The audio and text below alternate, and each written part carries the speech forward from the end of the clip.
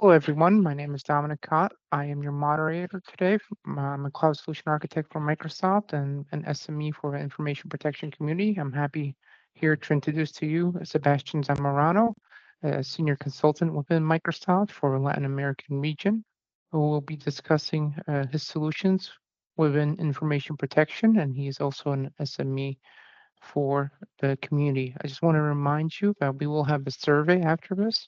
Um, please, I will send links in the chat. You can also ask questions in the chat, and just remember that you can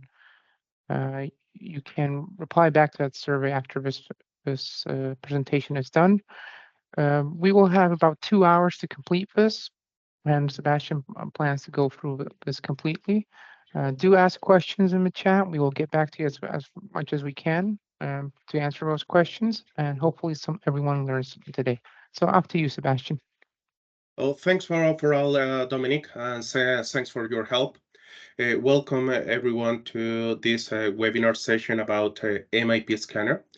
The idea on this session is trying to go in a deep dive related to MIP Scanner, how we can install, how we can resolve some stuff related to a command list that we need to learn, how we can change the configuration, what we can do to make several changes on our scanner. And I will show you as well some report that can be built using MPARR.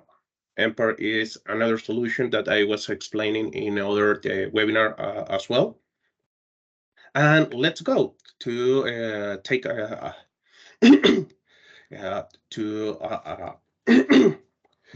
use the time, and I will try to release maybe 20, 15 minutes at the final to answer all your questions. But by the way, please, Dominic, if you have some questions that we need to answer in the moment that in some specific activities, please let me know, and we can try to resolve that.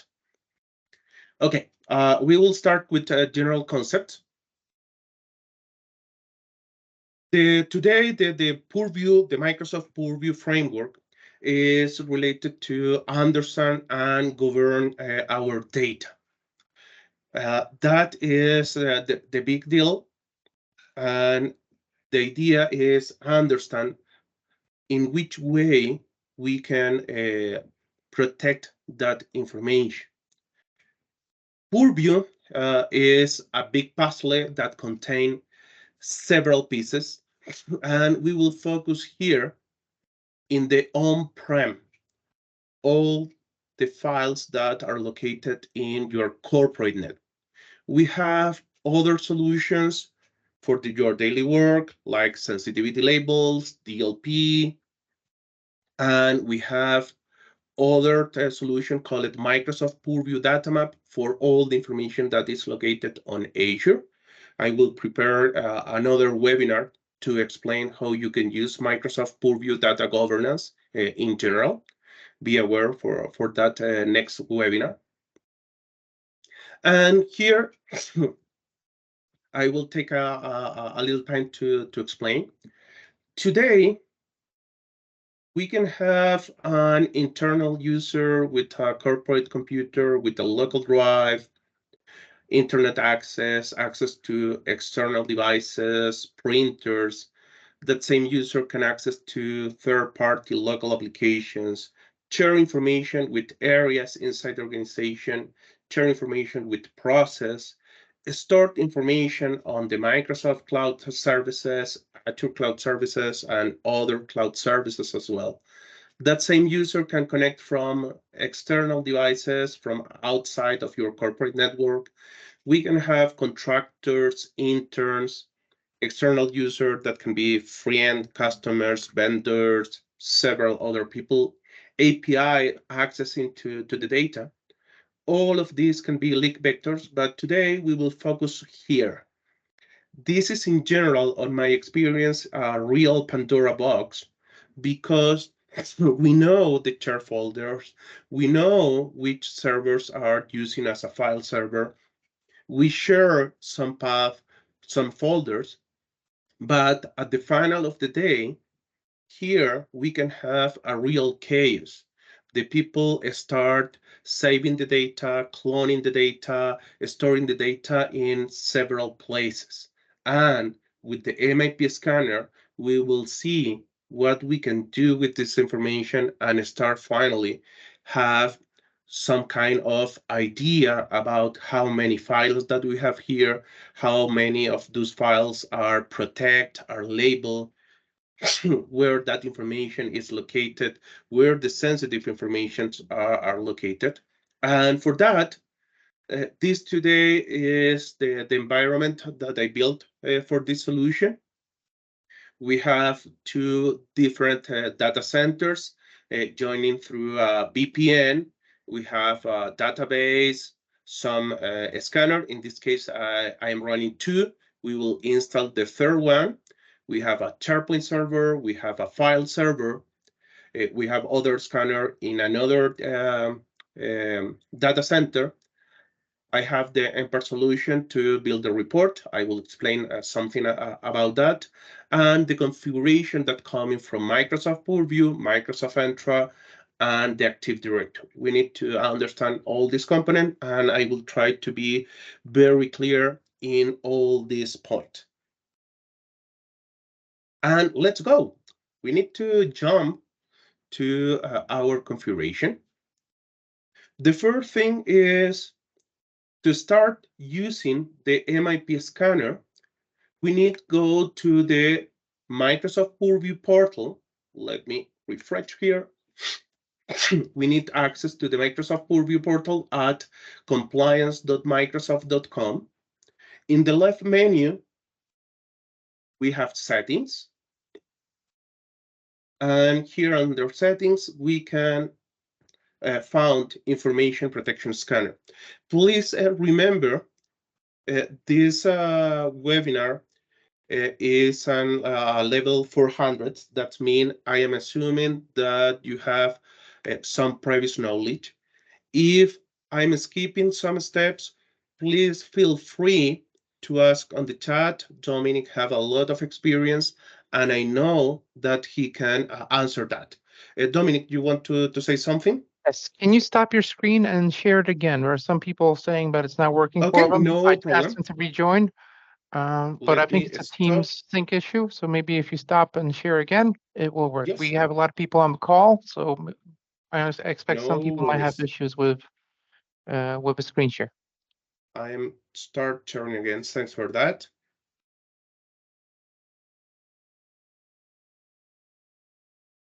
I'm start sharing.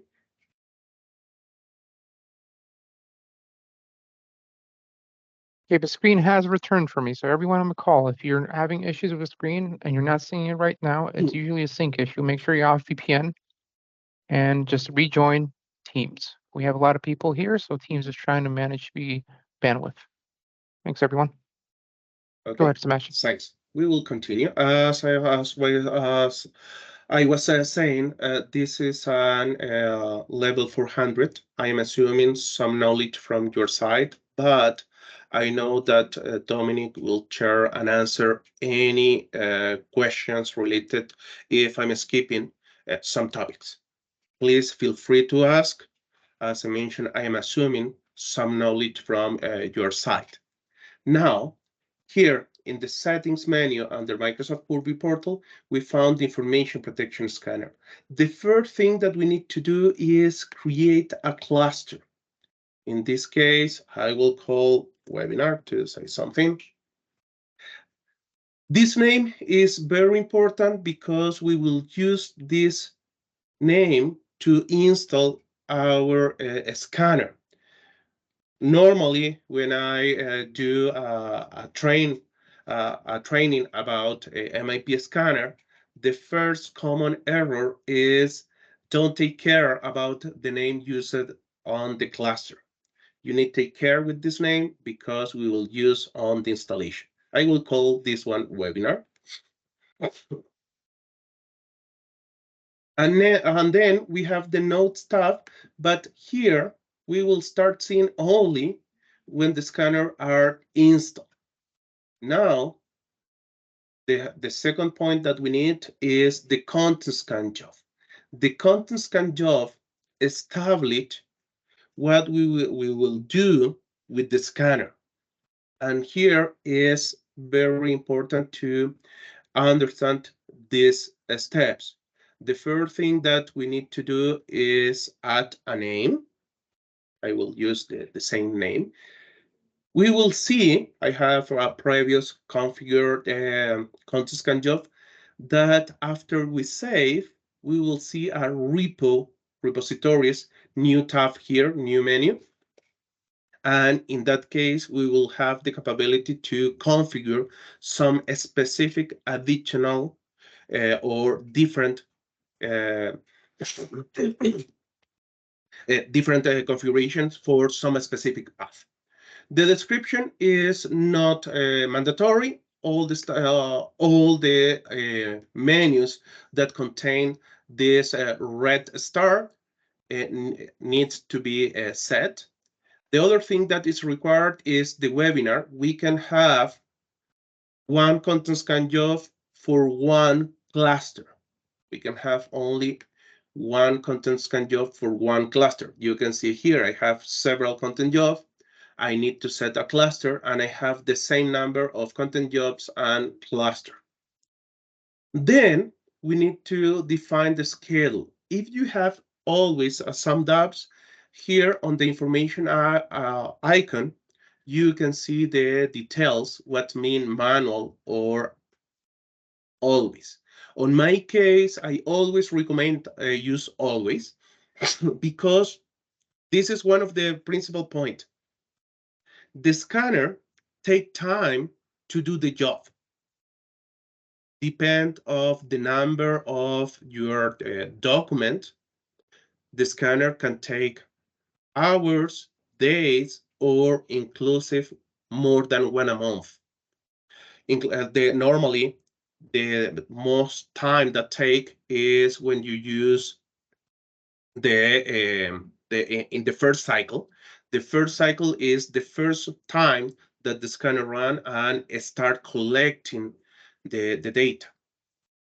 I will show you the database. I will show you all the component from the MIP scanner, but happens that the scanner, the first time that start running in the database, start creating a kind of index with all the file names plus path and the last time that file was modified. In the next cycle, the scanner will skip all the previous file and only will work over new files or file that was modified from the last scan. For that reason, a second cycle or third cycle after the first cycle, the time for the scanner can be lower, but the first one can take several times. I will show you an Excel file that we have is a calculator that can be used to have an idea how many time can take the first scan, and based on that, and I will show you that based on the same diagram, that we can add several nodes working at the same time, inclusive, and I will share the presentation later, but in one of the slides, we are talking about 40 scanner running at the same time. Okay. I am recommend to schedule as always. And here coming the first big deal, info types to be discovered. Info types to be discovered, if we set to all, what happened? The scanner will try to find all the sensitive information types that you have in your tenant. By default, today we have around 300, but on my case, I built several others and I have 400. When the configuration is set to all, the scanner will try to find these 401 different sensitive information types, with some exceptions. We have some sensitive information types premium bundled ones, all credentials, all full names are not part of the scanner. You cannot use it. Only you can use those sensitive information types on cloud. But for the rest, normally these bundled entities and credentials cannot be used by the scanner. For the rest of sensitive information, you will obtain the data that include exact data match as well. And the other option is policy only. This one is a big deal because policy only means the labels that are published for the MIP Scanner service account. That means to use the policy only, we need to have some labels previously created. As an example, this one, sensitive to detect sensitive information types. Give me a moment, I am pressing the editing button.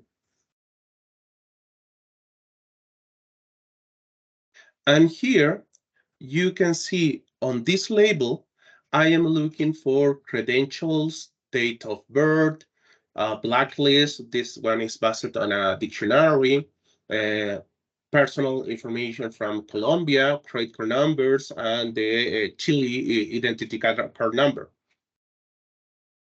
Any of this, that is another thing. In this label, I am looking any of these sensitive information types. If you are set on all of these, to have a match, you need at least one match for each of them. I need to publish this label to the MIP scanner to give the MIP scanner the capability to detect info types based on policy only. That is one of the biggest issues normally that is not totally clear. Then we can apply labels with the scanner. Here, a very important point. If you are E3, with your license, you can use the scanner only to discovery process and apply default labels. If you are E5, you can use the scanner to apply labels based on content. What happens when we create this label, we can recommend to the users apply the labels or automatically apply based on the content. In that order of idea, change this option to thread recommended labeling as automatic, permit to, no matter the label that the scanner have access, if it's set to recommend and some sensitive information type is detected on the file, the label is applied automatically. The other thing that we will not discuss in this workshop, but it's very important to know, on Microsoft Purview, when we talk about data loss prevention, and we go to the policies, we create a policy. Give me a moment. Loading templates, taking a little more time.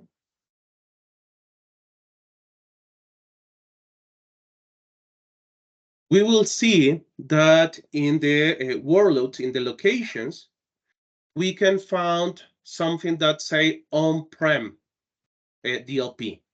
For the on-prem DLP, we need the MIP scanner. Here is in the location, we have this option for DLP, on-premises repositories. For on-premise repositories, we need to have enable at least one MIP scanner and enable this configuration. Enforcing sensitivity labeling policies. If we have different policies applied to the MIP scanner service account, and the policy say for document, we will use a default label, or we will use some changes, all of that will be forced with the scanner. Then we have the labels file based on content. That means depend of the sensitive information types, which label will be applied. For all the previous configuration, we can set, if we don't have any match with the previous configuration, we can set a default label for all the files that was found. We can enable the options to relabel files. If the scanner found a file that was labeled as, I don't know, internal, but based on the sensitive information type detect needs to be labeled as confidential or highly confidential, we need to enable the options to relabel files. And inclusive, we can allow label downgrade or enforce the default label. The other things that are important here is preserve the date modified, the last modify, and modify by to avoid any noise on your storage. Because if you don't use this one, finally the scanner will appear in all the files, and all the files will be appear as modify that day, the day that the scanner is running. And the final part in general is exclude or include. To improve the scanner rate, instead to use exclude, we can use include. It's not the same when you have 100 extensions to say something, to say a number, and you say you need work over this 20 extensions only, no matter the rest of 80 extensions detect, to say, okay, you have 100 extensions and we will exclude only 10. You need work over the rest of 90 extensions. No matter what, you need work on that. If you have several files, we are talking about maybe petabytes of data, the recommendation is use include to work only over the extensions that are supported. That is in general the configuration. What's happened? As I mentioned at the beginning, after we save this configuration, this tab called a repository is shown. And here we can start adding all our paths. Can be local path is not recommend you use the scanner, install the scanner on the same share folder, on the same file server. But if you need, we can use the local path, something like this is supported. Normally, the scanner is sought for network path. We will say, okay, something like this. And the other thing is you can use root folders, $, $, $, $R. And what's happened, this is very important, I can say, and we will do that exercise. I can do something like this, the root folder for all the files, but I can have a specific path in that same root folder. One, folder 2, folder 3. And this is very important. No matter that I am setting the repository for the root folder, if I have a very specific folder that I need to thread in another way, I can come in here. You can see right now we are inherit all the configuration, all the primary configuration, but here I can say, okay, I want to change the custom label. I want to apply a very specific, highly recipient, a highly sensitive label for this specific folder. In that case, the scanner is smart enough to apply the rest of configuration to the rest of path, but for this specific path, have a different treatment. We have our configuration. This is the first thing. And then we need to go to the Microsoft Entra. And here on the Microsoft Entra, sorry, that is not the right. Here it is. On the Microsoft Entra, we need to create an application and give these permissions. Let me go very quick on this configuration. I know that in the link that Dominic is sharing, you can find all the steps. But to show quick this, webinar MIP Scanner. Here we need to select web, HTTPS, or localhost. Yeah, appeared that it's not a make sense, but we use a localhost for this configuration. What we need here, we will need, first of all, the application ID, the tenant ID, and we will need a client secret. This client secret, you need to set for how many time. I will set for 2 years.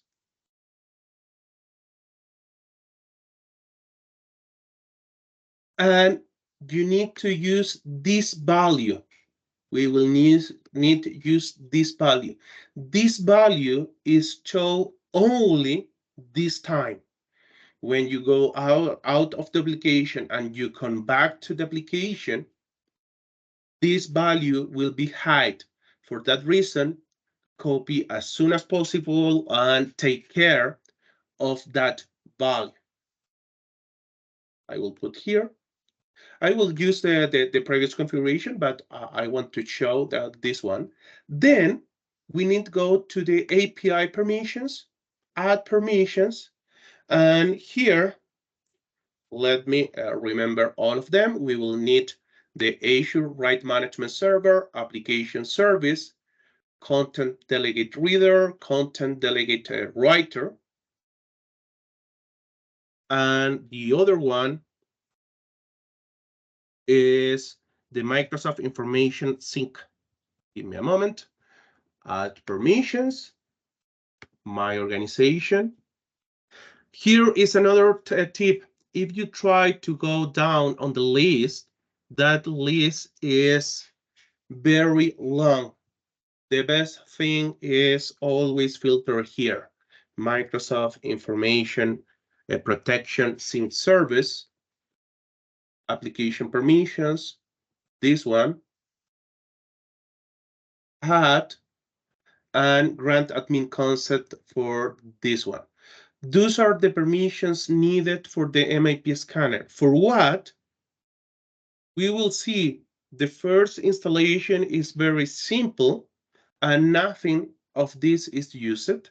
But if we want to run the MIP scanner as an attendant service, this application created on Microsoft Entra permit finally to run the MIP scanner as an attendant service, and any change on the labels, any change on the configuration will be refreshed on the scanner without someone logging to the machine and forcing the applet. I will show to you how you can do that easily, but in general, with this one, normally the information, the configuration, and any change on labels, new labels published, new sensitive information types added to the labels, new configuration added to the content scan job, all of that normally is refreshed in around 4 hours. We will see if we have lucky and some of the configurations are refreshed more quick in our environment, but if not, I will show you how you can force all of that manually. Okay, this is the app that we need. And now we need to go to our machine. I have this new machine, inclusive. I need to download the unified labeling client. Client download. The only thing with this machine, you can see here, this machine is added to my domain, my CAS demos domain. That is my local Active Directory. That is it's all. And now I will download the client. This one. The only difference between this one and this another one, if you're using Configuration Manager or something, you need to use the MSI. Dominic, you have another point here? There's a question in the chat, but probably you should discuss about content super user for Azure RMS API permissions and the benefits of using it. So why are we giving it Yes. content super user, and what are the benefits of using it? That was just a thing brought up in the chat, but I think we should just mention. Yeah, I will go to that specific point. I have pending that point. I will choose some stuff to explain that one. Give me a moment. But it happens that let me back to my other machine, and I will go to that point. If we saw my notes here, I can see that I have some failures. Normally, those failures can be related to the document is protected with a label where the MIP scanner doesn't have access or have maybe read permissions only. For that reason, we cannot change the label. Or we are having problems to access to some specific path. Those are common, but the one related to the super user, inclusive on my environment, super user is not set yet. But if you have a document stored with custom permissions or other highly sensitive labels that normally the MIP scanner user doesn't have permissions by default, with the super user, we can give permissions to the scanner to read all that information and at least have a discovery for all that information, or if we found some sensitive information, we can relabel the files. It was a custom permissions where the end users can give permissions only to them. We can found that kind of document, and based on the data, we can change the label, inclusive remove the permissions for someone. Okay, and I will go back to that point. Now here, this is the MIP Scanner 04. I install the unified labeling client. That is all. Now I need to open PowerTool with Windows with admin rights.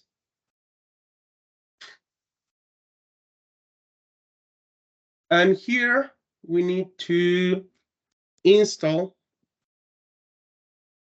You need to install the unified labeling client to install the MIP scanner. This is very important. It's something that you cannot install if you not install the unified labeling client first.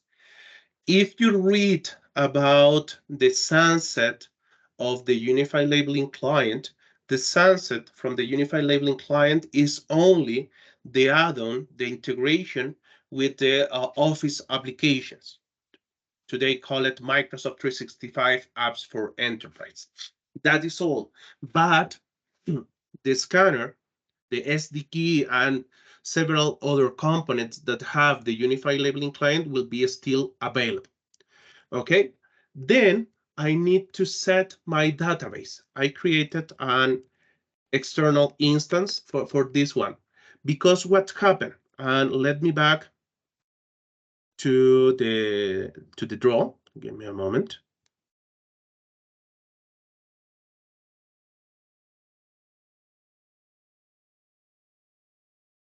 Because the scanner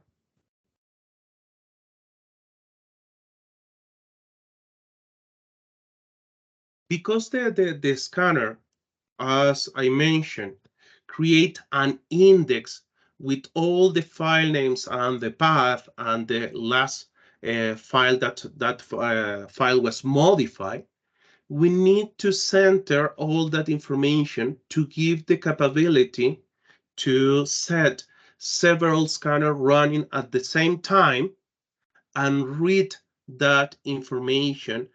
And in that way, we can split the effort over all the rest of server.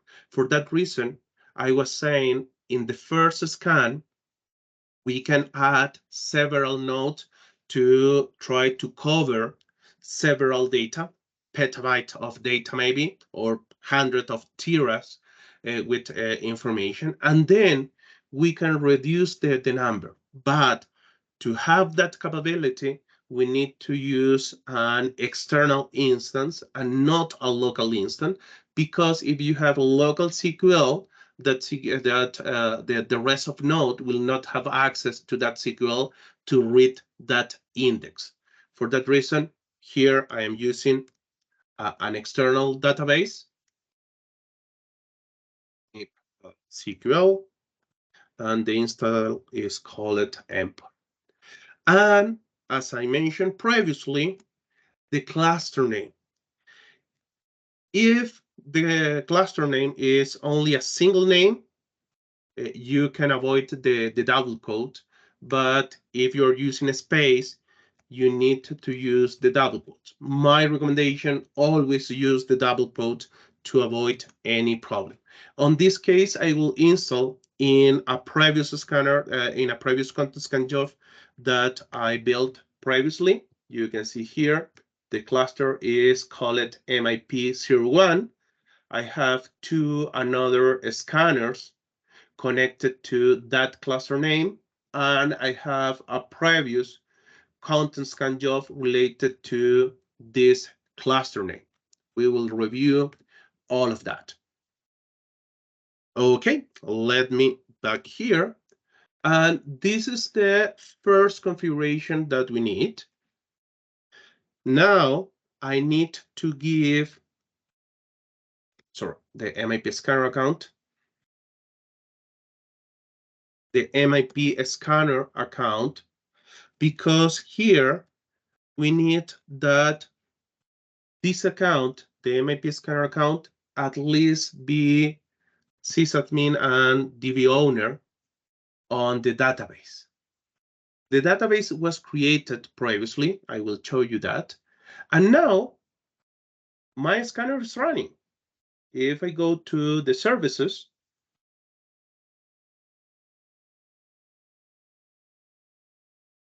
here we can see that the Azure Information Protection Scanner is running. Here, another very important point.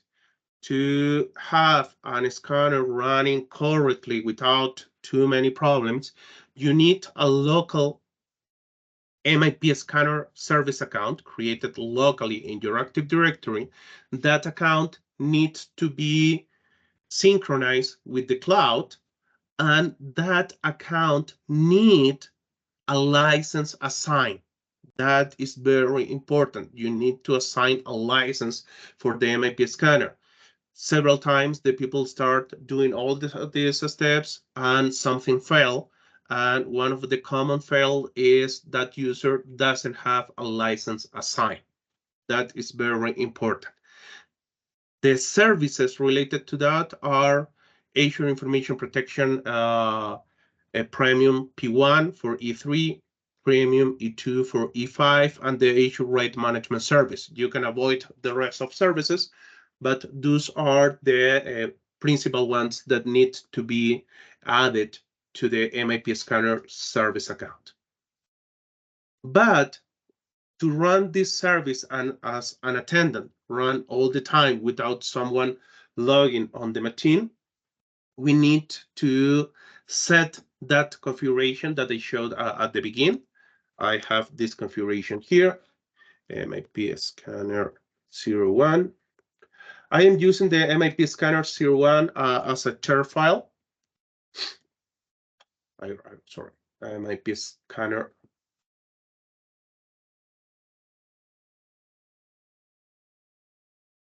And I will copy this one. No worries that after this webinar, I will remove the key. You can try later to use, but I am removing that. And we use this command, set AP authentication with the app ID from the Microsoft Entra app, tenant ID. We saw that in the same Microsoft Entra app, and the secret that was created, and delegated user.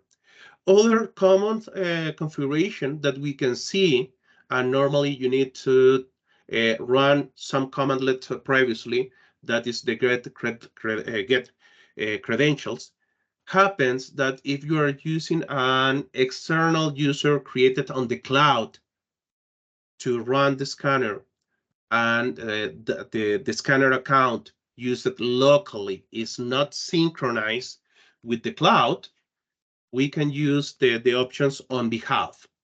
But in this case, I am using the same account.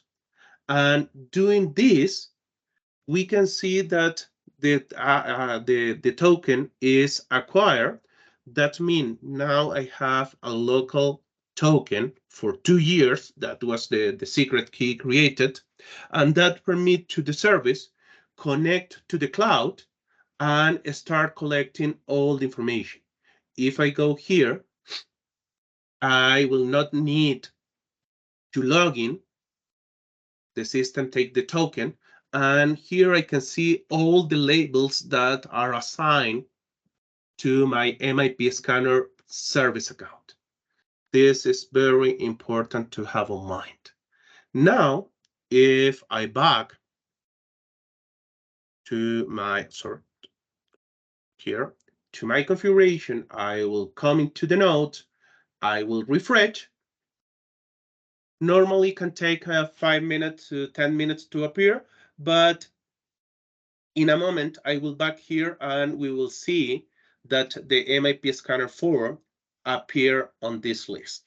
Meanwhile, I will show to you the calculator, and I will share this calculator later with this recorded session. But here you can see in general the data that we need to complete this calculator and some result. Let me explain. The first thing that we need to do is set the number of user. We will say 50,000 as an example. If we will set a default label, yes or no, on.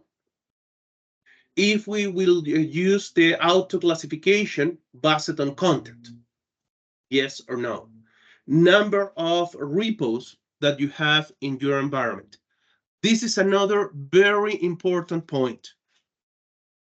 You need a dedicated server for the MIP scanner, and the MIP scanner consumes a lot of bandwidth, RAM memory, and CPU. For that reason, it's recommended have a dedicated server for this. The other point, because consume a lot of bandwidth, because depend of the bandwidth, how many files that we read, the scanner can read per minute. If you have different data center, move or add a new scanner in the new data center and avoid to use the VPN, the pure point-to-point connections or something like that. The recommendation is always have the scanner near to your repos. Here we can set the number of scanners for the first run. Remember, the first run is the one that takes a lot of time to be executed. Then network speed for the repositories between the scanner and the repos. You can set 10 gigabit. The number of cores per scanner. This is another common question that I receive. And when we do the the workshop related to call it Azure Information Protection Fundamentals, and we talk about the scanner. Several times the people ask me, okay, I can put a scanner with the double number of CPUs or the double number of memory.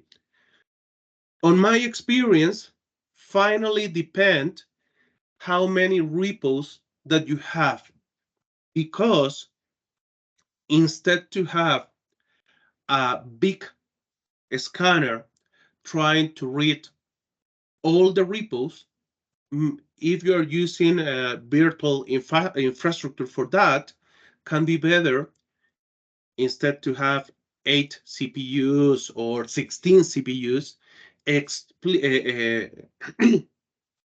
split that 16 CPUs in 4 servers with 4 cores. Normally, the minimal recommendation for the scanner is 4 cores and 8 gigs of RAMs. That is in general. Then we can say, okay, we have 100 tera of data, a number of document stored per user, how many of that data is located on SharePoint. That is another very important point.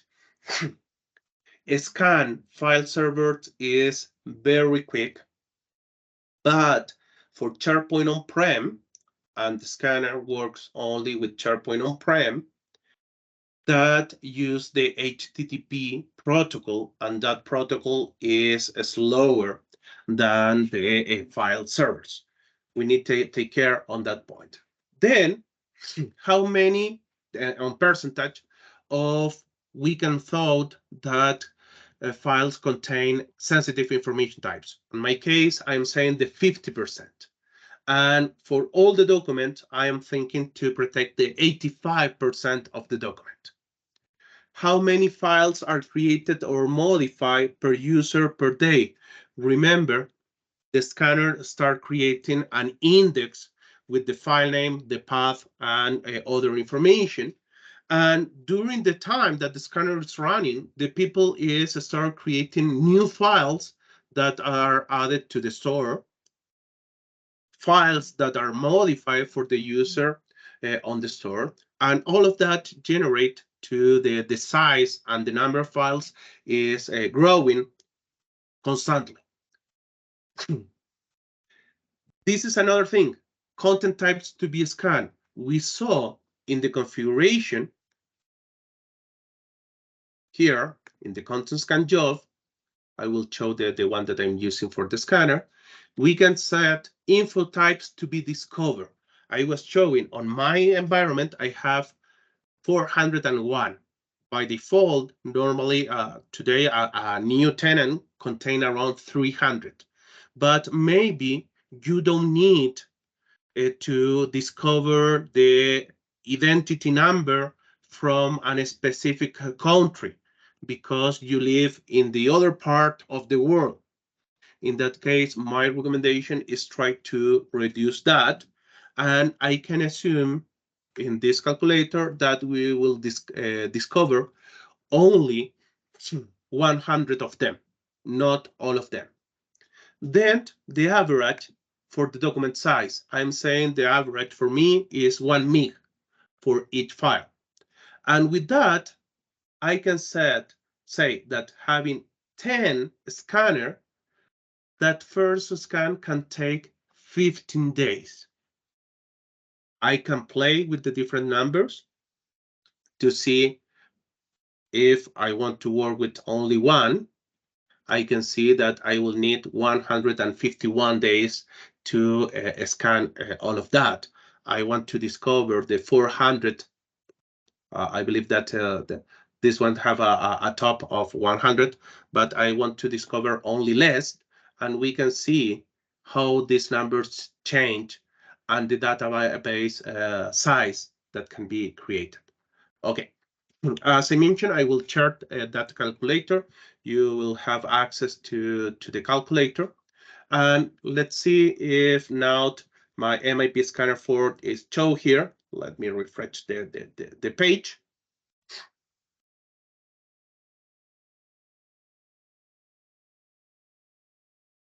is not appearing yet. We will need to wait for a moment, or I will need to reconnect. But the scanner is running. How we can know that the scanner is running? Here coming the commandlets that we need to use. Normally, the first thing that we need to know is the current configuration. Get a field scanner configuration, and we can see that is online configuration. That is another option. For highly sensitive scenarios, there is a way to export all the data and configure the scanner to run offline. In that case, the only information that you will have access is the information that appear on the database. Then the report level. We can change the report level if we are having some issues with the machine. We can change the report level to debug to have a complete level of detail. The cluster name, that is the MIP01, the configuration, the database user, the database name, and the cloud. We have some data centers that are GCC, GCC High, DoD. All of that is informed in this configuration. We can see the scanner configuration. We can see the repos, the scanner repos. And here I can see that all the repos that are set on my content scan job. And I want to see the status. Let me see what's happened with the status. Okay, we have an error. I know that we have an error because another big important point, this scanner and the number 3 have one client, the client, the last client 2.16.79. And the first scan that I install on this configuration have an old version. Something that we need to have on mind, every time that a new client is released and you update the client, we need to update in all the nodes. If not, we will start having troubles. In this case, I will stop the service, AIP Scanner.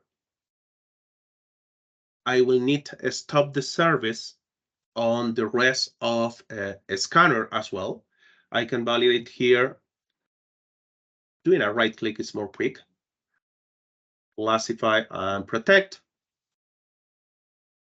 And here on help and feedback, I can see the version that I'm using. Now, let me go to the MIP Scanner 3. In this one, if I do the same exercise, I can see that the number is 2.16.79. And I will need to do the same exercise related to stop the service. Stop service, AIP Scanner. Here is classify and protect, help and feedback. We can see that is the version. And if I go to see the other node, the first one, give me a moment to move to that one. I will do the same exercise, right click, classify and protect. And you will see that I have an old version in this scanner.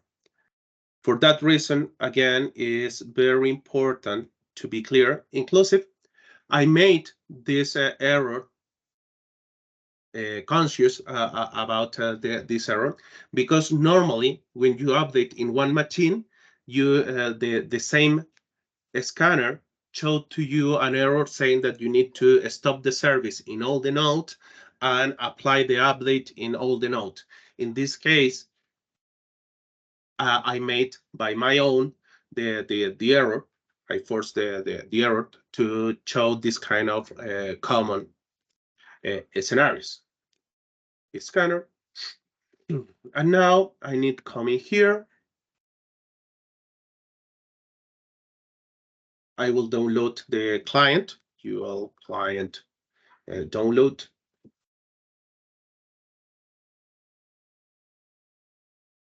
Download the first one. We are ready to use. This last client was released the past week and fixed a problem with the version 2.1673 related when you set that set AIP authentication token was showing all the time an error, and some keys on the regedit was required to change. With the new version, that error was fixed and now can be more easy to work with this one. The other thing that we need to do is every time that we download a new version of the client, we saw that we need to stop the service in all the nodes, install the update, and after we install the update, we need to run the update AIP Scanner command. This update AIP Scanner command can be used for other stuff. I will show you as well. Update AIP Scanner. On this case, is only related to this configuration, this database, and nothing else. Now all is update, and I can restart the service. Start service AIP Scanner. Get AIP Scanner. AIP Scanner status. Okay, it's scanning. Let me jump to the rest of the scanners. The number 3. This contains the last one. It's not required to run the update, but I will run the update only to be sure that the changes that I was doing previously are working fine. But you can see here the error, because it's showing me that the scanner, the other scanner, is running. We need to update. The update AIP Scanner command is used at 1. It's not required to do all the time, and we need to stop the service in all the scanner. Okay, in this case, the only thing that I need to do is start the service. Start AIP service. Sorry.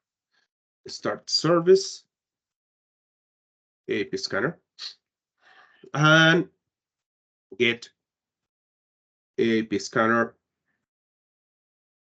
status is scanning, and we can see all the nodes for this configuration. And let's go to the other one, the last one that we installed just now.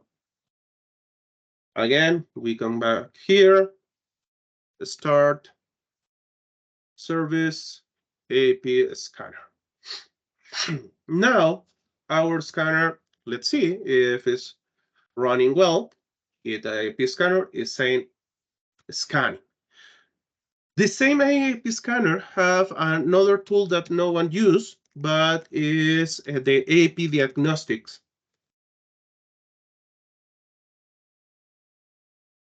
This permits to validate that you have access to the different URLs.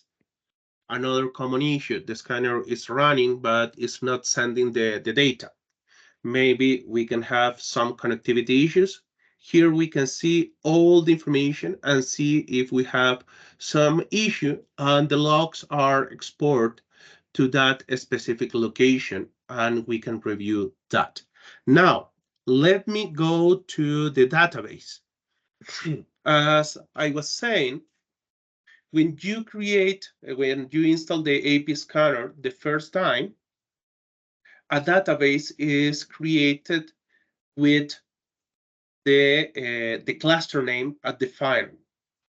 That means in one instance of a SQL, we can have different content scan jobs created.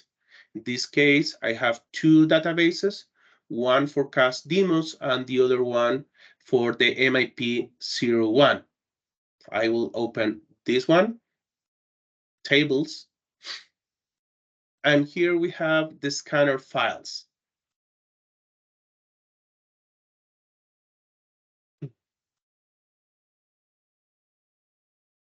Here we can see the information that is stored. Let me try to increase the size. I am not expert here to increase the size, but my apologies for that. Here we can see the full path. That's the path plus the file name. A hash to identify that specific path. The label ID if a label was applied. The last modified time, and other information that is used for the scanner to identify if we have a new label, if that label contains protection. We have the template ID for that protection, and when that the scanning end for that cycle. That permit to run every time this solution in a cycle. In general, another common question is if this generates some impact from the end user when you're running always. The scanner read all the information on memory and start reviewing the sensitive information types, all of that on memory. Nothing is copied locally. In that order of idea, the scanner can read thousands of files per minute. If for any reason one of those files was open previously for the end user, we will see an error saying that the file was not accessed because the file was open. That is the common issue. But here, what I'm trying to explain, the scanner open thousands of files per minute. That means the possibility that the user just open a file that is read by the scanner is near to zero, that possibility. For that reason, normally the impact is almost null for this kind of configuration. The only impact that you can have, as I mentioned previously, is related to the bandwidth. Other thing that we have with the scanner, and let me go here to this one. We have custom configurations. In this link that we can see several configurations, but here we can see some activities related to performance. We can limit the CPU consumption. We can limit the number of threads used by the scanner. We can send information types match to Azure Information Protection Analysis, or you can send any kind of data to the unified audit logs. Other options that normally I use is the extension supported to avoid. I have a bad experience years ago when the MIP scanner was released, when it was called AIP Scanner. The scanner finally, without any restriction, was start applying protection to access files, database files, and several other extensions that natively are not supported. For that reason, to avoid any impact, what we did on that moment was add this configuration to force by policy, inclusive over any other user, that when you found some extensions not supported, not permit to apply labels. That is in general. And what I'm doing here right now, and I will show you, I am by default, this information is not sent to the logs, the Microsoft 365 audit logs. I am sending this information, and I will show you how we can obtain the level, very granular and deep level of details with this configuration. But to do that, and okay, let's go to the PowerTool command. I need to connect to the Exchange, the information protection PowerTool session. By the way, the model used to connect to the information protection PowerTool session was updated, and now to connect, if you try to connect in the common way and you updated the model, you will see some errors. Now, to use the new model, we need to use this attribute to connect through a PowerTool. That is another information that was released a time ago. But here I can see that I'm connected. Now, I will see my policies. Here we can see on the custom, this is a configuration that going on the policy level. In this case, get label policy. I can see all the policies that I have on my environment. Too many. Let me select names only.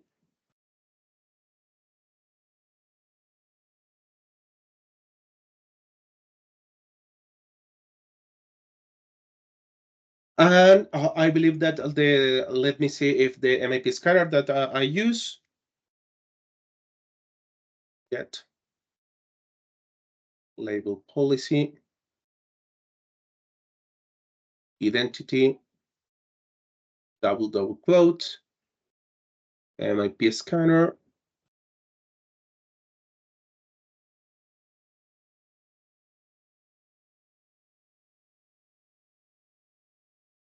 Here, you can see that they have a policy for the MIP scanner that have set the log matched content to true. With this information, in a few more minutes, I will explain how you can collect that kind of data. Okay, the other thing that the people was asking was related to the super user. Here I am using PowerTool 7 for use the AIP service. This is an old service and only run on PowerTool 5. In this case, on PowerTool 5, I will use the options connect AIP service. And here, let me remember the command for the super user. Give me a moment.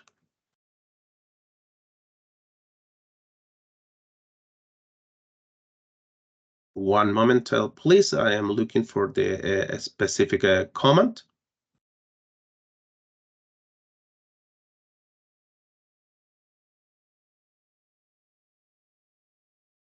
Normally, the first thing is validate that the super user configuration is enabled. Get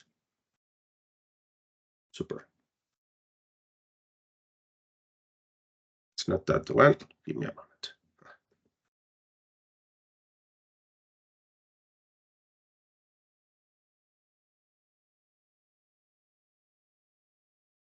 Okay, here it is get AIP service.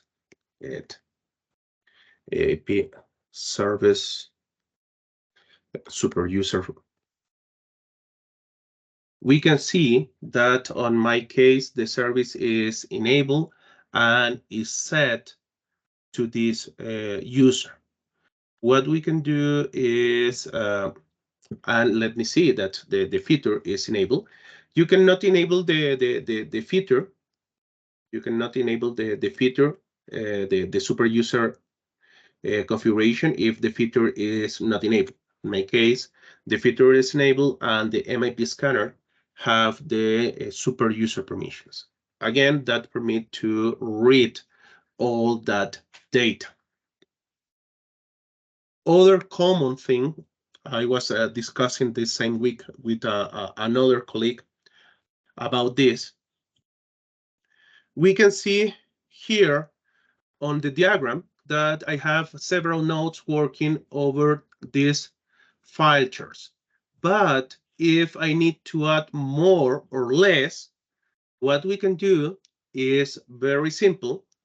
I will show here. Give me a moment to move to this computer. Here I will connect to one of the services, the other scanner in the other data center. You can see that I am using the same account for all my MIP scanner. It's not required to have different user. You can reuse the same user in all your nodes. Let me move to this one.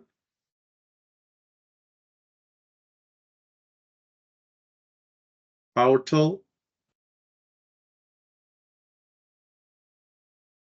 Get AIP Scanner.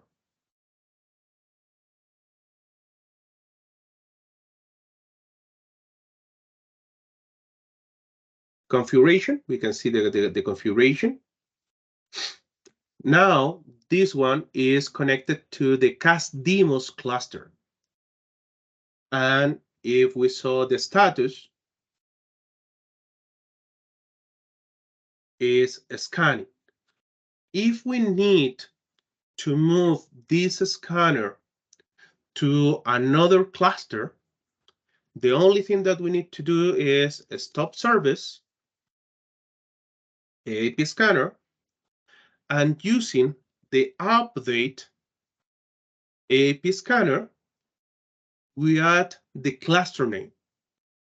And now I will add MIP01.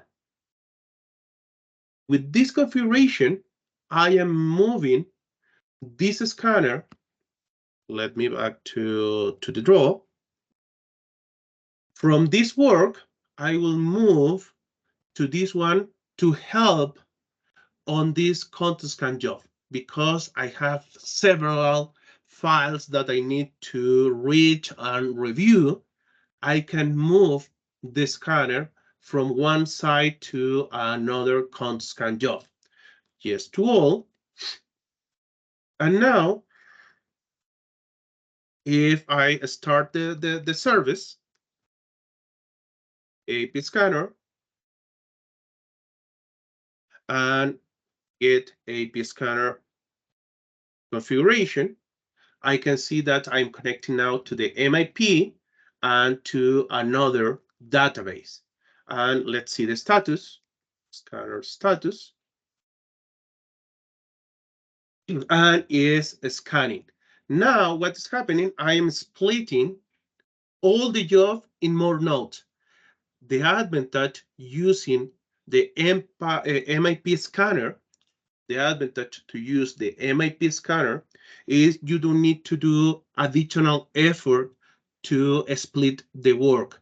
The only thing that you need to do is add or remove nodes, and the same content scan job start splitting the work in all the nodes that are available.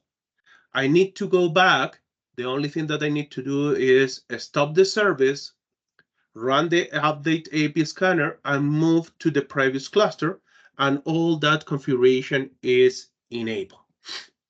Okay, let's see all this information. What's happened?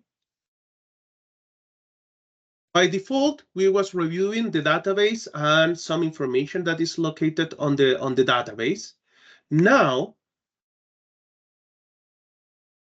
in the same server,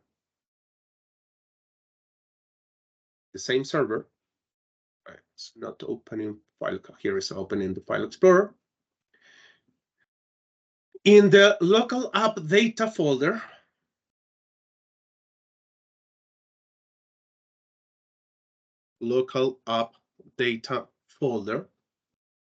sorry. Now it's opening all the times that I press here. Wait a moment. Let me close. I'm using a small machine, and appeared that was the big problem, and for that reason I opened several times. Let me close some of these ones to work only with one.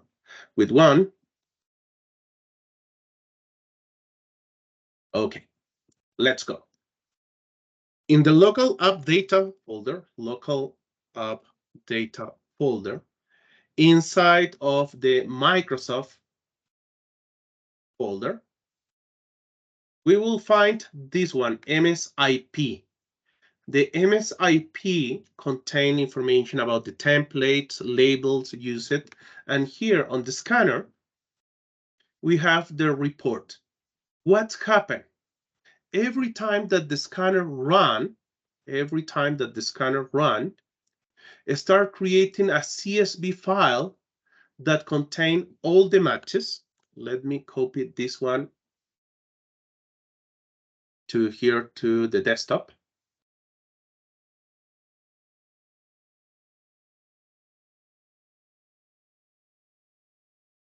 I will open with Excel to show to you. And here you can see the level of information that is stored in that CSV, and that inclusive contain the matched information type string. Almost the same information that we can capture is available on this CSV file. For that reason, we need to take care about who have access to the scanner server and have access to the CSV file. When the scanner service finish the scan process, generate this summary txt file that contain all the work, how many file was skipped, how many file was scanned, and several other information. You can see here in this last scan, this is from the the previous configuration, was found 2,779 files and skip around 2,000 because in the previous scan, those files was scanned previously. And here we can see that for this one, that repo was not accessed. We need to understand why we don't have access. Normally, the most easy way is take this path going on the same scanner, paste the path, and see what's happened. Okay, the path doesn't exist. If doesn't exist, maybe someone delete the path, and we need to go to the scan job to fix that. That is, in general, how we can see all the information about the scanner. Okay, about the data. Let me go to the other machine, to this one. On the MPARR page, I know that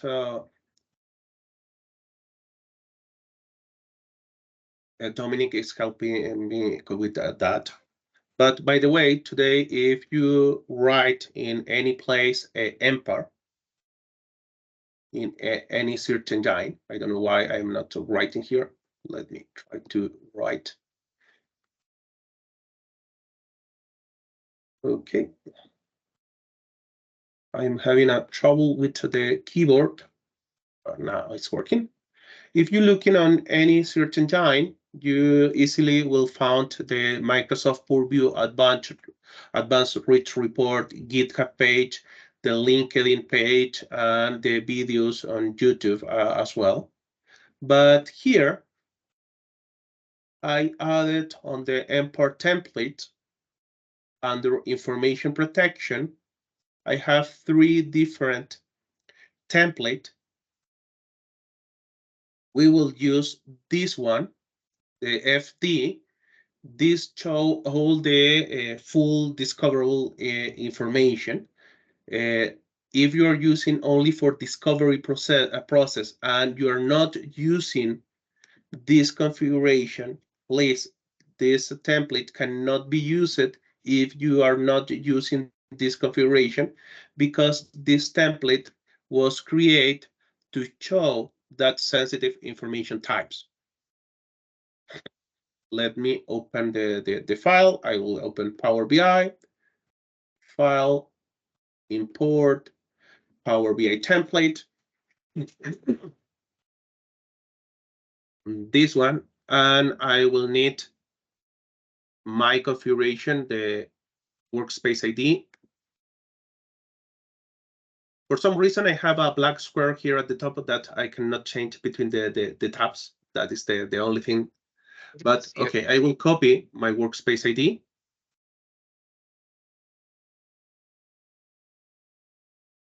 This local domain is to remove the local, the full qualified domain name, the domain name from the machines, to only to have the device name without the domain. I need to validate my credentials. To access to Logs Analytics, we have other videos explaining about MPARR. You need at least read permissions. I am accessing right now to Logs Analytics.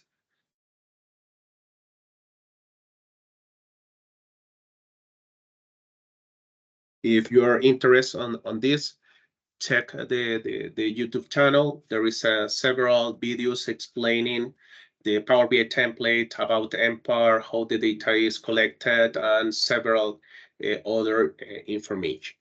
And now I am connecting to the service, and the template will start downloading and creating all the tables, all the functions, downloading all the informations needed to show the data. Here you can see several tables and several information is created. We can come back in a while to this configuration. Let's see is finally under here. Let me refresh the site, and if we can see what's happening with the nodes. Remember, in the Microsoft Purview portal at compliance.microsoft.com, in the left menu under Settings, we have the principal menu for this Information Protection Scanner. Here we can configure our cluster, the constant scan job, and the nodes.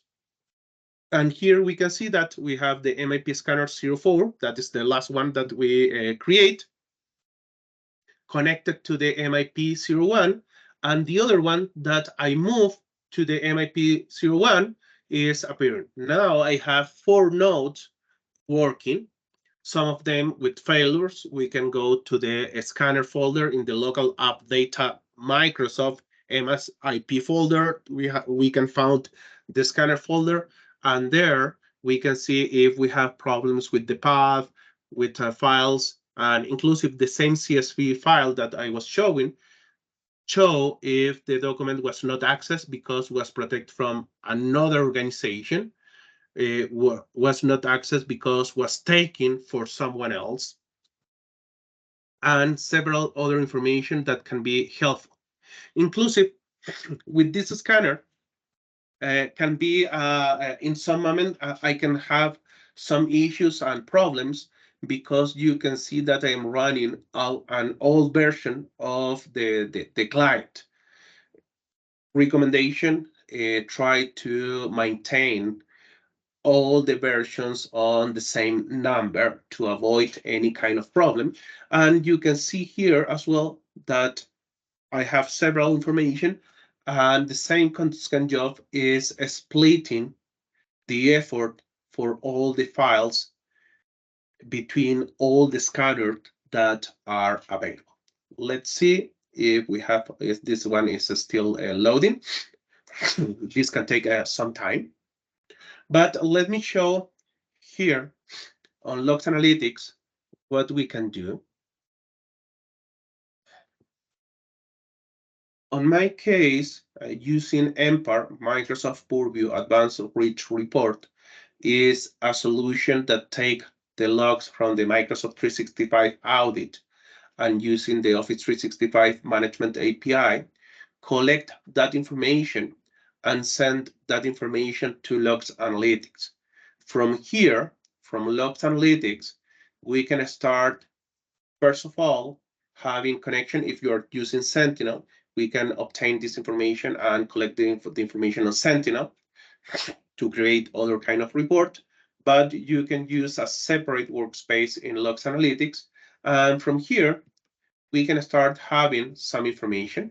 I was running this one previously to have the information from the last 24 hours. Here, the advantage to use Logs Analytics is because we can retain the data for 2 years, and there is a way to extend inclusive for 7 years. What happened? If we go to the Microsoft Purview and we try to use Activity Explorer only show the last 30 days, and you can see that now, because I am running the scanner, discovering data, applying labels, all the rest of activities, my daily activities, appear in some way as 0 because this number is too big that the rest of activities almost disappear. I will show you this one. Let me back to November 1st and October 25. And if I remove the scanner from this equation, at least the report for the rest of activity is more normal. But, well, I was doing some stuff, but inclusive, this big column was not shown with the other report because here we are only talking about 100, and in the other one we was reviewing 100,000. That is something very important to have in mind. Here we can apply some filter about user, about activity, but in general, this report doesn't help to match to the data that we are capturing with the scanner. But this is your principal point. The other thing that I know, but it's not available yet, I know that the product group is working to add in the Content Explorer the option for on-prem, but it's not available yet. Okay, here I'm still loading several millions of rows and data, but I believe I have this one open in another machine to avoid lose time. You can see that the template is easy. You download the template, you add your workspace ID, and in the background, this one start downloading all the data. But let me jump to this machine. And here on this machine, I have opened the same Power BI. This is the general overview that is available in the rest of templates that I shared previously. But in this one, now we can see not only the file's name and the path and the sensitive information type's name, we can see the matching for the one that we have some match. Here, let me see as an example. I will select the US phone number. That is a custom sensitive information types that I created previously. Let me go here, US phone number. And now here we can see all the files, if that file contains a label or not, the file name, the path, the sensitive information type. This is a custom one, US phone number, the primary element, and the surrounding text for that, and how many matches that we have for that. Here I have several logs. For that reason, we can see some noise, but here you can see some team chat files that I have with phone numbers, the people were the surrounding text, how many matches was found, and here you can see all the data generated for the scanner. We can set the MIP scanner to go very in deep and obtain a very granular information. Here I am showing the data. We can filter by, let me see if my user mic was protecting some files, not here at least. Let me test with my other account that I use. Okay, here I have document that was protected by my user. Here I can see the label, use it, and those files contain several of sensitive information types. Why? Because I have over here, let me see if appear here. I was creating some sensitive information types related to phone number. I was uploading complete databases and several other things. On this case, for this filter, I have only discover activities, but we can find sensitivity label apply, sensitivity label remove, and several other options. Let me see, sensitivity label apply, change protection, and other, which document contain now a sensitivity label apply. I can look in for path for a primary element if I know that some specific phone number was shared with someone. I can look in where that phone number is located on which file. I can see by confidence level. This is very important. The sensitive information types can be applied with low, medium, or high confidence. In that case, we can identify all the matches with high confidence, with low confidence, with medium confidence. The information by scanner. I want to see what is happening with each scanner, what's happening with the labels, and more. I can see the total files that discover, how many of those files have labels. That is a big deal. How many of these 3,500 files contain sensitive information? 50% of the files contain sensitive information. How many how many files was labeled by the scanner?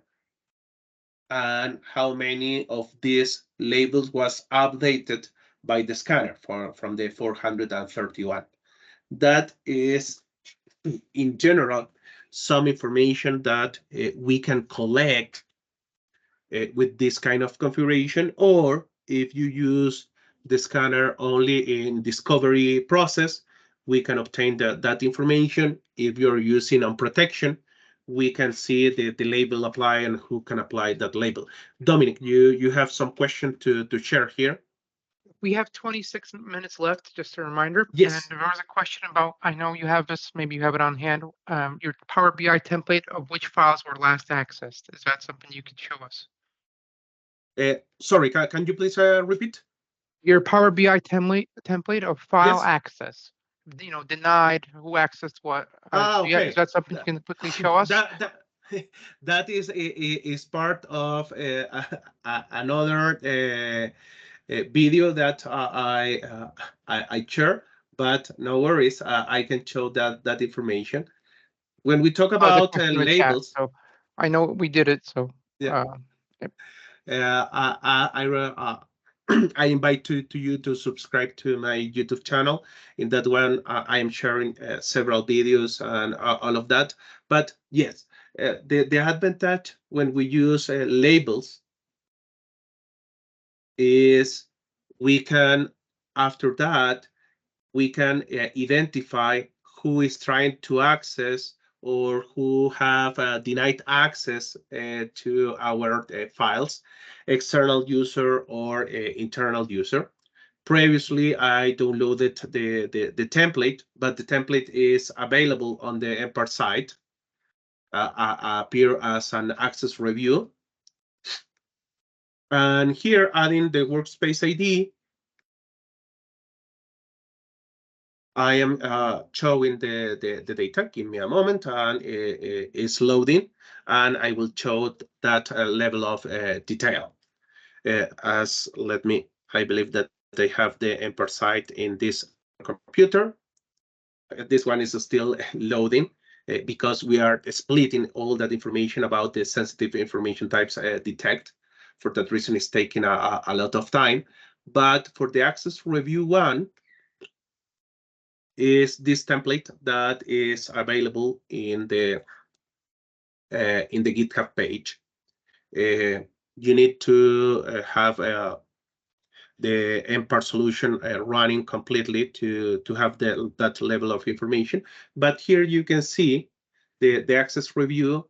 This one permit me to see access granted or access denied over protected document, how many internal users are consuming protected information, external user consuming internal information, the labels used over those documents, the top external user trying to access to an access denied over protected document, top internal user. If I need to see that information, I can do a right click and see those document that was trying the regional where that information was detected, and the username that was trying, the total files you can see in several cases was the same file trying to access for the different user, the sensitivity labels apply and more. Or in the case of access granted, we can do the same exercise and see the access granted and the permissions granted for that access. That is in general something that can take more force when we use the MIP scanner to apply labels with protection, and then collecting the data, have this kind of report that permit to see who is trying to access to these protected files. That is in general. Dominic, we have more questions. That was an interesting one. I think we should also bring up. You have about 22 minutes left. So Yes. Okay. Back to the scanner.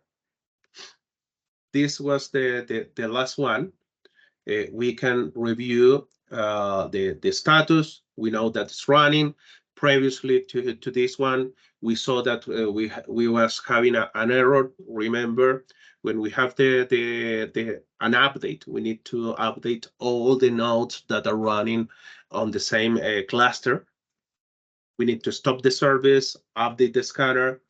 We have other options that we can enable. All of that is related to label policies. That is very important. Sometimes some configurations are not do it over the scanner as a service. We need to configure the label policies, but if we are configure the label policies, we can affect the rest of the organization. In that order of idea, some people ask me the best way to use the MIP scanner. If you want to take ownership about all your files as soon as possible, I am trying to leverage an idea that's called digital information threat policy. I hope to do another webinar to discuss about that idea. But in general, have the final design for your labels for your entire organization that take sometimes months to be done. But if you want to take ownership for all your information as soon as possible, what we can do is create some special labels for the MIP scanner. In that case, normally I use with the customers 3 different approach with the scanner. The first one is create a label only for classification. On my case, my environment is called cast demos. I can create a label, call it KD, and apply to all the files located on my files on-prem that label. With that label, I can start having some tracking, some traceability about where that files are accessed, who have access to that files, who is sharing those files. I can create a DLP rules to trace that information and more. That is the first approach to avoid stop the business or impact the business. The second option is create another label, KD, but with a general protection with co-owner. That is a discussion about labels, but we can protect all the files, giving access to anyone inside the organization. Here, another thing, there is a way that the scanner can change the folder permissions, but by default, it doesn't change any folder permissions. We are working at file level, not at folder level in that case. We can set a general protection for all the files, giving permissions only for the people that is part of our organization with full permissions, but anyone outside of our organization will not be available to access to the data. In that order of idea, we can use a solution like MPARR to have the report about who external is trying to access to those files. The third option is create a label with view only to protect very highly sensitive information, adding a watermark saying, if you need full access to this information, please contact this distribution list or maybe a phone number to give permissions to the people. These are the three approaches that we can take with the scanner, any of them or all of them, to start protecting the data now, today. And then after we start building our final design for our labels, we can start replacing in the content scan job for some specific path the different labels that we need to use for the legal area, for marketing, HR. And at the final, what we're waiting is these initial labels in mid-terms or long terms. These labels will be start disappearing on the time, because those labels will be replaced with the right ones. But this is a recommendation about something that we can do to start taking control for all our information that reside on-prem. Because as we was viewing at the beginning, here we can have a real Pandora box, a real chaos related to this information. Any question, comment? We have something more, Dominic? I was seeing moving a lot of the chat. I know that you're answering a lot of the questions. Someone is asking about this recording session. I hope share this recording session today during my evening. I hope it start releasing this recorded session on the YouTube channel. Please subscribe to the channel and giving us a like to these videos. That help us a lot. Dominic, have we any other question or comment related to this? I was trying to explain several topics at the same time in a reduced time, but I hope that this webinar helped to you to have an idea about the MIP scanner, how we can configure the MIP scanner, how we can move the different node from one content scan job to another content scan job, changing the cluster name, and with other tips. The configuration about we can work over SharePoint, the sensitive information types that we can discover, and more. Feel free to contact us feel free to contact your CSAM if you have, or with Fast Track if you're working with Microsoft, to help you to implement MIP Scanner as soon as possible to start. At least, maybe not applying labels. We are talking about, but one of the reports that I was sharing is only to see how many files that we have. I remember that I was discussing with another customer time ago implementing the scanner. And after the first interviews, I say, okay, I believe that you have at least 20 millions of files. And one of the C-level user told me that I was crazy, that they don't have more than 3 or 5 millions of files. Finally, after the first scan, we found 40 millions of files. We need to know the size of this challenge. And the MIP scanner can be used for that without applying labels, without applying any kind of protection, but at least to have an idea about how many files that we are discussing, the extensions of those files, the file names, who was working on those files, and several other data, and inclusive the sensitive information types detect. Have we any other question, Dominic, on the list? I really appreciate all of you Just to basic participate. questions about, will the Yes. presentations be available from PowerPoint presentations to download? And when will you post this on your YouTube channel, CAS Demos? Everyone, I just Today. want to remind, the links have been posted. I've been posting a lot of time. Just remind everybody about the survey. It's very important for us. If you enjoyed this, please do fill out the survey. And many good comments about yourself, Sebastian. Thanks a lot for your participation. I really appreciate that you can join us today to this webinar.